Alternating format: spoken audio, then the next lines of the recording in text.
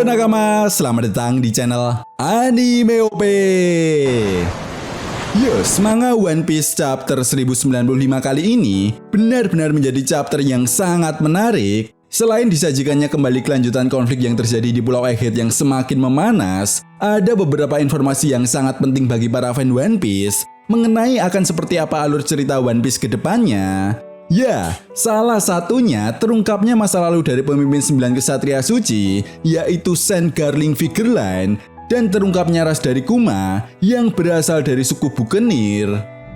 Nah, seperti yang kita lihat pada manga One Piece chapter 1095, di masa lalunya sosok Garling Figureline berhasil menghabisi raja dari kerajaan God Valley dengan sangat mudah.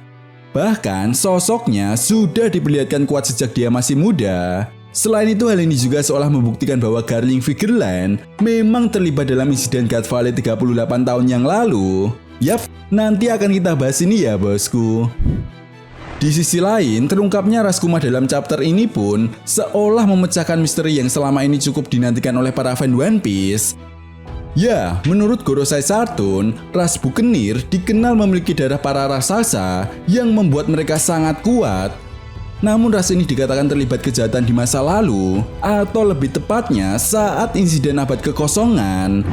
Artinya, secara tidak langsung, hal ini seolah mengkonfirmasi jika ras Buccaneer memang memiliki peran penting dalam insiden pertempuran besar yang terjadi 800-900 tahun yang lalu. Dan menariknya, Gorosei Sartun yang mengungkap hal ini pun seolah semakin memperkuat dugaan jika para Gorosei memiliki kekuatan keabadian.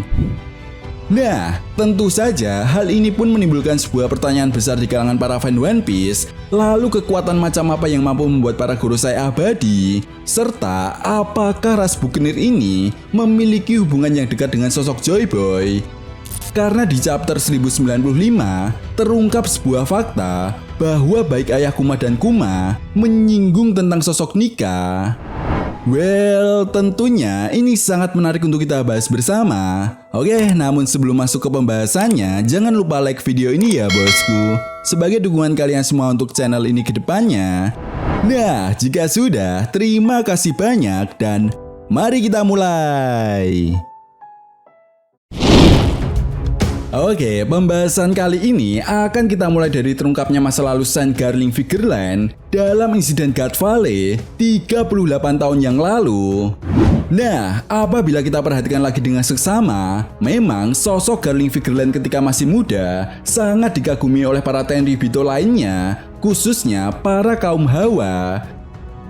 Jelas selain ketampanannya, kekuatan dari Garling Figureline ketika itu pun tidak bisa kita remehkan. Ya, dia mampu menghabisi raja dari kerajaan God Valley dengan satu kali serangan saja. Selain itu, sosok Garling Figureline yang diperlihatkan berada di God Valley semakin memperkuat bukti bahwa dirinya memang terlibat dalam insiden pertempuran di God Valley, atau lebih tepatnya ketika kelompok bajak laut Rocks melakukan invasi dan menyerang para Tenryubito.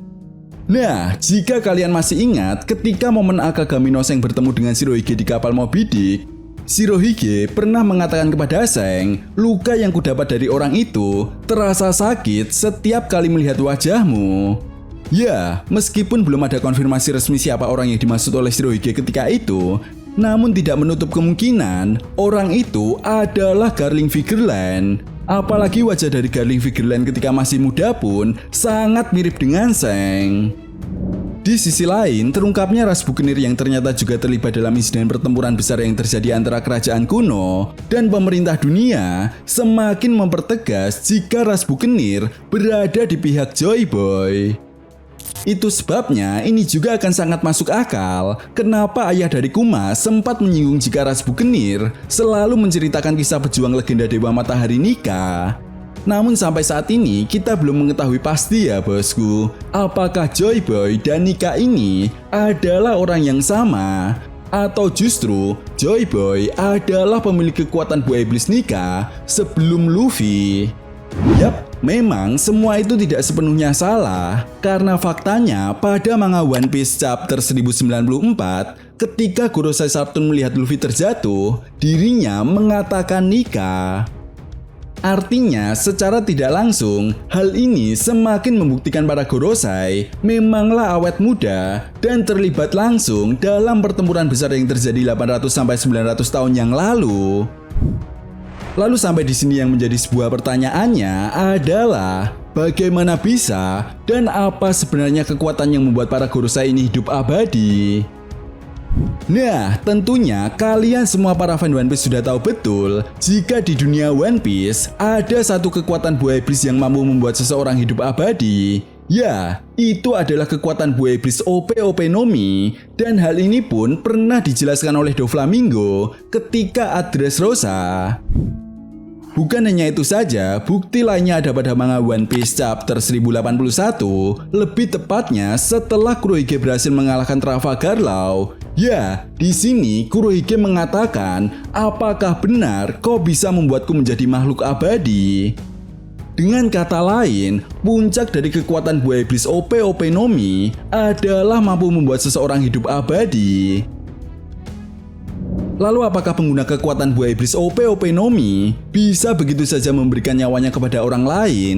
Atau ada hal khusus yang menjadi sebuah persyaratan sebelum seseorang tersebut melakukan operasi keabadian?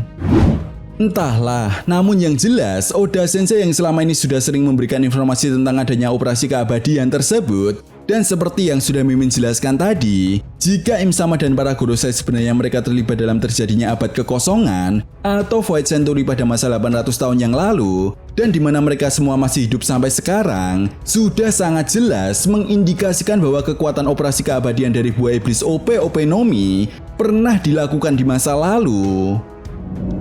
Nah, tentu saja hal ini akan sangat berbahaya karena pada dasarnya para Gorosei sudah memiliki pengalaman yang jauh lebih berpengalaman dibandingkan dengan orang-orang yang ada di dunia One Piece saat ini.